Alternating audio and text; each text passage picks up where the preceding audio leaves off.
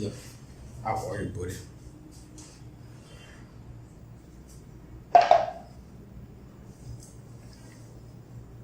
Thank you for joining us today, right now. I want us to talk about why different races have different IQs. And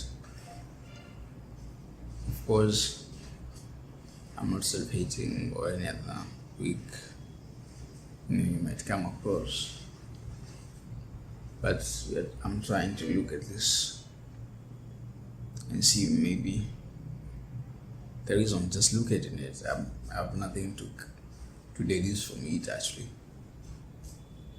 I'm just trying to look at critically and maybe who knows what might be the solution or what might be the end and what might come after it. But we looked. There's a video if you haven't seen. There's another video I talked about where I mentioned the different races and by the IQs. Yeah, if you want to see my initial comments on IQ and race, you can see there's a description. There's the link to the other video. Yeah, I'm trying to see the causes to different IQs. Yeah, because one of the reasons is environment, and Africa is one of the best places to be, and you don't need a lot of brains to survive. And most people with low brains and might have survived, but in like some other places, like some other places far from equator might have been very tough to survive from those areas, and that's why maybe the nature selected only the fittest will survive, and maybe the lower IQs died or did go to there. But that is one reason. One reason is the environment. That is very self-explanatory. The next reason is kind of wars and all that. Africa has been relatively, except slave trade, and in Africa there are no guns. In Africa there are no, those only spears were there. There were no those dangerous weapons, and there were no world wars. So it's a possibility that enough, and there are a lot those big kind of genocides like Holocaust, or that they are not, or maybe what happened most is slave trade, and most of those who are sold in slave trade were prisoners, and of course some young men, the strong ones, are still sold. Yeah, that still might have an effect. I'm not saying that it doesn't have affect, but they went to South America, so and North America, they're still there, but most they were. And still the noble were not sold in Africa.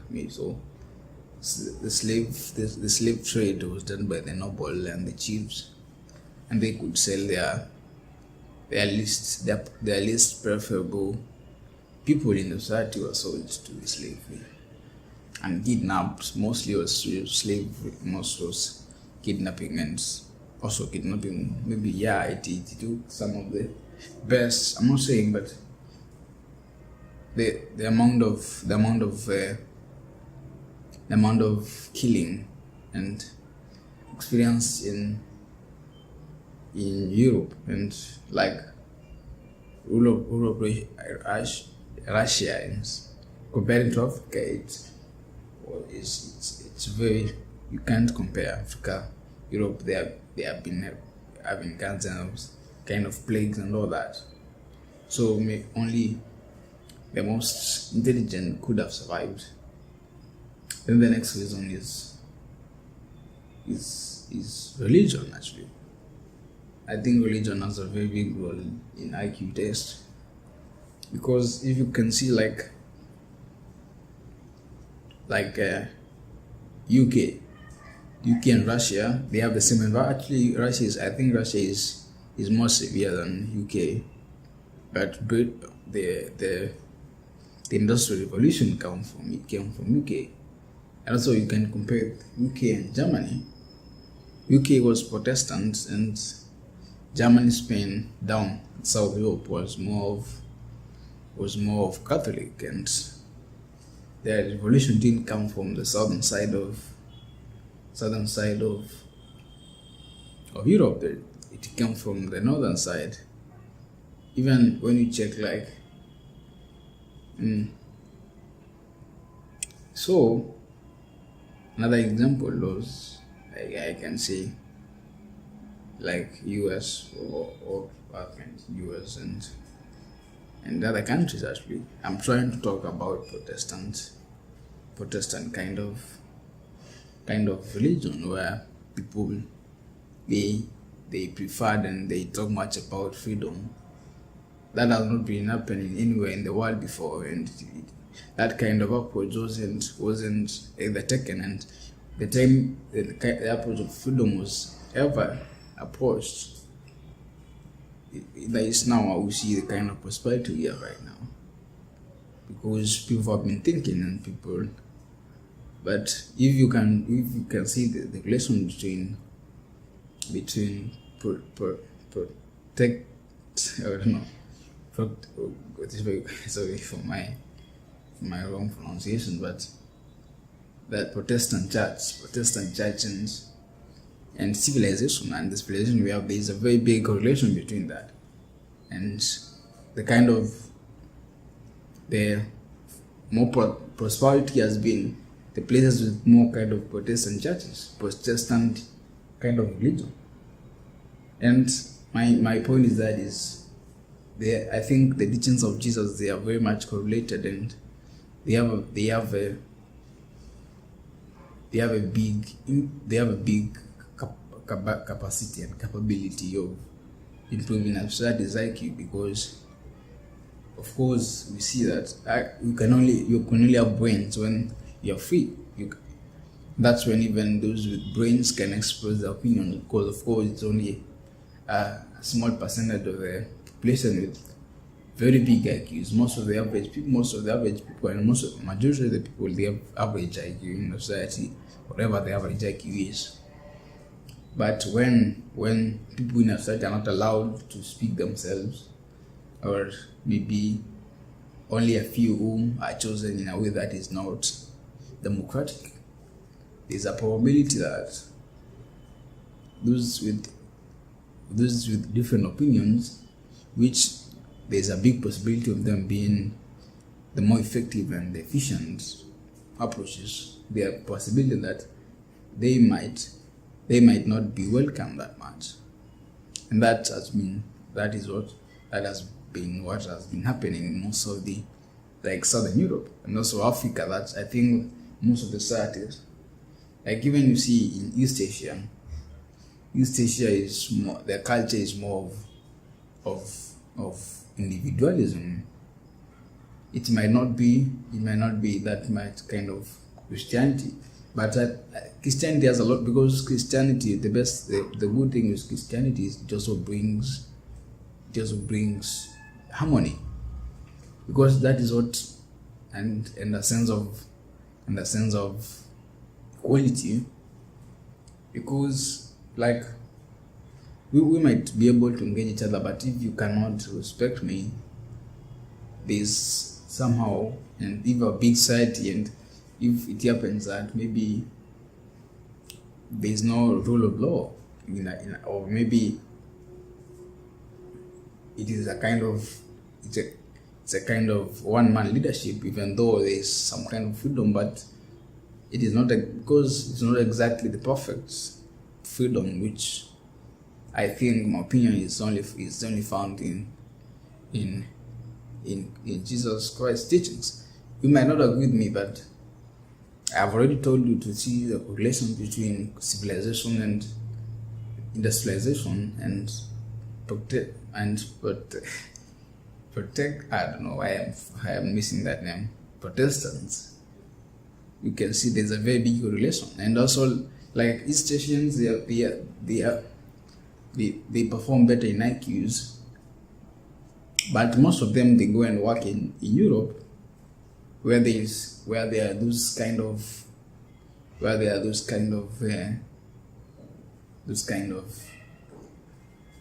behaviors which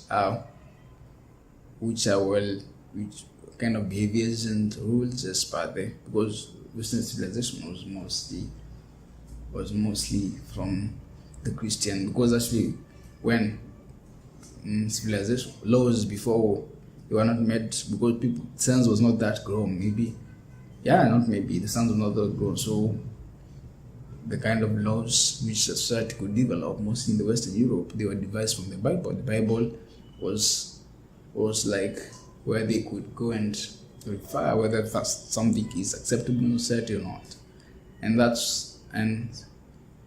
their level of prosperity. It's actually not to man. Western countries, they are the most developed countries, and even like my country, Kenya, right? Kenya is relatively more developed than the other countries, and one of the reasons I can say is because we have our state. We might have many mistakes, of course. We have a lot of, but our GDP is 3 times Uganda, and I can say Uganda has better climate. In Kenya, there are a lot of dry areas. Some places they might not be as friendly as possible, but our economy is 3 times Uganda's economy, and maybe if you check on the IQ differences, there might be a lot. There might not be a lot. We score same in IQ tests, same as Uganda, but our prosperity is 3 times their prosperity. So I'm saying, and there is a possibility that the reflection of the IQs are not as okay. I'm not going to talk anything without evidence. And also you can think like the Jews. We might talk about them being have persecuted, the Holocaust and all that. There are also they had problems in Russia and all that. But also Judaism must have helped them, and morality and that sense of humility, and because you can only believe in God if you have humility. So that kind of humility to believe in God and subduing yourself and agreeing to that, it can have very big impact on your ability to think, because most of the reasons why we don't agree on reasons and people don't like reasoning is because they have not let their brains to be humbled, and reason is overcome by feelings, and that's a recipe to real intelligence, actually, because over time, because of course if all the other places of the body mutate, also the brain must be mutating, and if in a society you continuously not use reason, and there's a possibility that you will mutate in the negative direction of lowering, or if you continue obey and this becomes your reason. I obey this, I do this, like I go to Sabbath, I obey the Sabbath because the Torah says I should obey the Sabbath. That gives your brain a kind of reasoning that you don't just do something because someone has told you to do, but you start using your reasoning, and that develops to the broadest, to to the big ideas, and also now that goes even to from that small concept, it tracks your brain, and now that becomes your way of thinking, and that might have a big impact on the ways and IQs of different nations, or now they have on our society and places religion in their community. Yeah, I'm not saying you be religious, and I'm just trying to tell you there might be something good in that. So if you haven't tried it, there's a bigger possibility you should try and find something good there. So it's up to you. I'm not trying to tell you what you should do. It's up to you. Because not am I expecting you to, I'm just saying that there's the options. Even you, if there's some problem, what you should do is give me the options and leave me alone, because the only way I can help myself is high up in myself, not you helping me. Because if you help me today, tomorrow you get tired and you will have problems, and I might not be in a position to help you. So there is no way you can help me except me helping myself. That has been one of my beliefs. So one of the reasons is another reason which I might have not covered. There is morality. Morality might be connected to religion, but morality more of sense of giving yourself direction.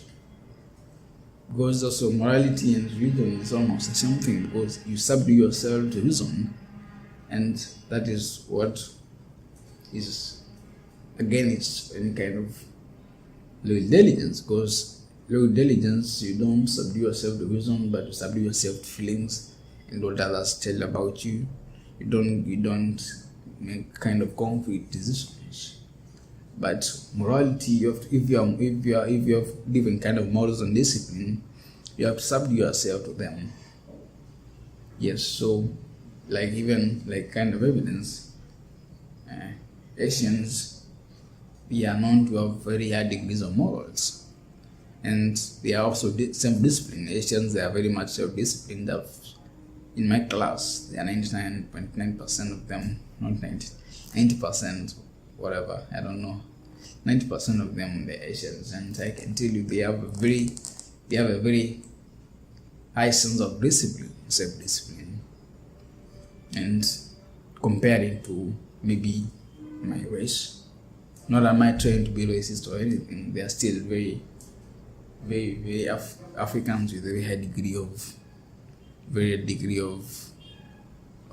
morality and discipline. Same with the whites, same with Hispanics. But morality is something, because also morality means subduing your mind to a kind of method, and method which you have developed and critically a lot, that this method should be them, is not even might, because of course you have to have come to a certain kind of reason, not just being relative to this, but you have come first. You have thought critically, even if that it might not make sense or whatever. There might be even might result from that, but you yourself subduing to that kind of method is enough to make your mind to grow a pattern, a kind of pattern, and we know that kind of pattern is what now, because we are continually mutating, we are growing, and we mutate wherever, and we affect, and our states of minds and bodies affect our offspring. If I'm going to get a child when I'm very weak, it's a possibility that you understand, they might not be strong enough, and I might be able to bear babies who are not.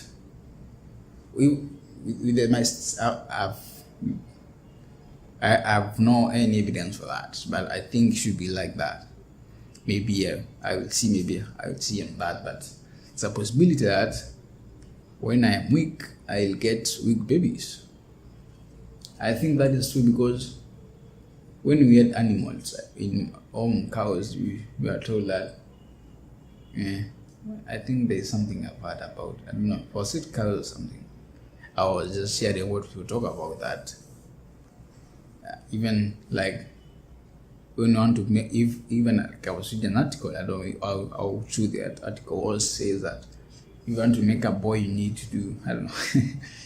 You understand that? Yes. So your state of mind will affect the kind of whatever eggs you produce, and at that certain stage. So if of course the genetics will carry like 80%, and your state of mind maybe the 20%, or maybe 10%, but still that 10% is still very much of effect to your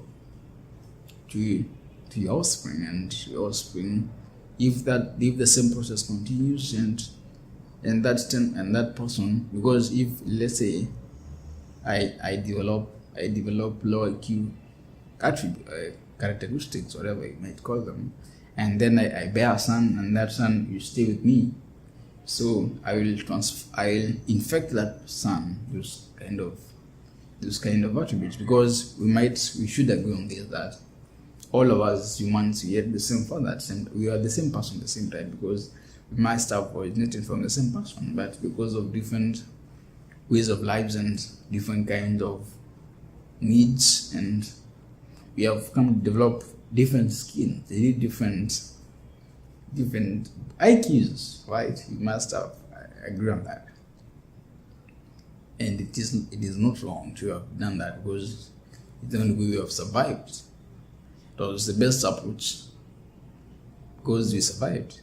So maybe those who took the other approach died, right? So yeah, thank you for watching. So I think you can take those ways and try to see where you can help yourself with them. If it's morality, if it's fearing God has a lot of impact on your thinking.